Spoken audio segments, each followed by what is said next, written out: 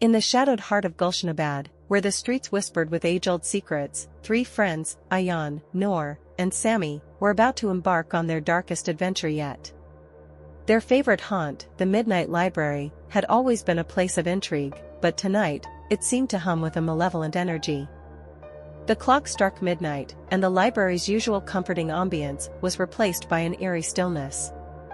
Mr. Thorne, the enigmatic owner, emerged from the darkness of the back room, his face pale and lined with worry.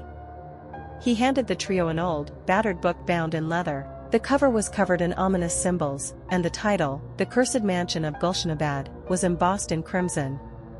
"This book," Mr. Thorne said in a hushed tone, "tells of a place cursed by a vengeful spirit.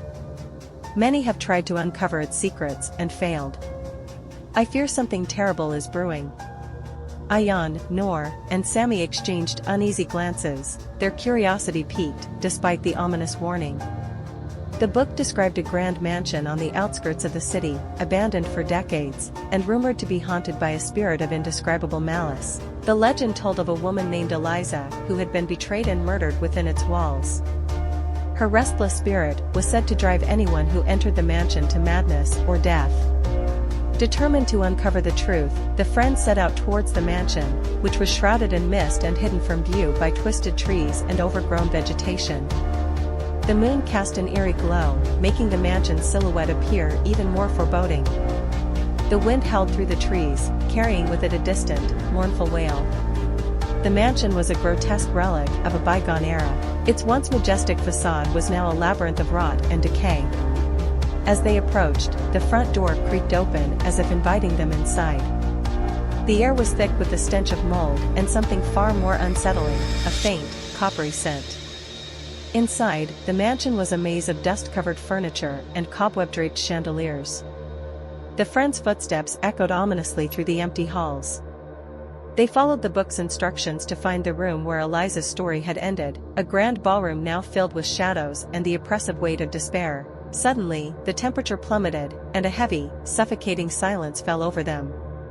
Noor, who was always sensitive to the supernatural, felt a cold hand brush against her arm. She gasped, and the room seemed to close in around them. The shadows in the corners of the ballroom began to shift and writhe as if alive. A chilling, disembodied voice echoed through the room. "Why have you come?" it whispered, its tone filled with anger and sadness. "What do you seek in my domain?" Ayaan, trying to steady his nerves, read from the book aloud. It spoke of a ritual to appease Eliza's spirit, a ritual involving an old locket and a sorrowful song. As he read, the room grew colder, and the voice grew louder, filled with torment and rage. A ghastly figure appeared in the center of the ballroom, a woman in tattered, blood-stained clothing, her eyes hollow and her face twisted in agony. Her presence was both mesmerizing and horrifying.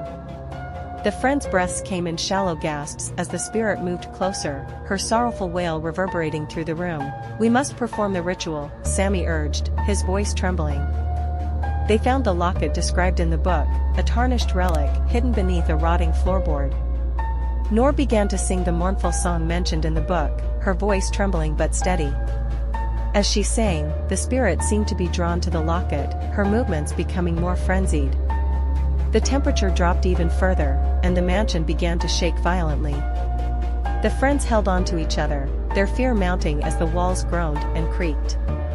The spirit's wails grew louder, drowning out Noor's voice. The locket glowed with an eerie light, its power reaching out to the tormented soul. Suddenly, the lights flickered and the mansion went silent. The spirit of Eliza let out one final, heart-wrenching scream before disappearing into the locket.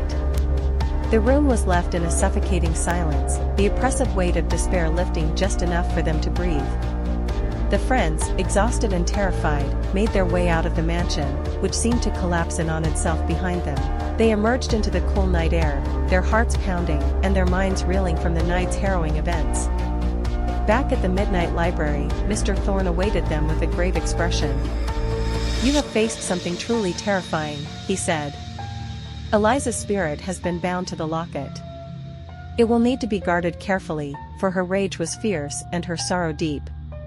As the friends left the library, they knew that the Midnight Library had shown them the true face of horror. The city of Gulshanabad held many secrets, and while they had survived this night, they understood that their journey into the unknown was far from over. Under the watchful gaze of the Midnight Library, the shadows of Gulshanabad seemed darker and the mysteries deeper.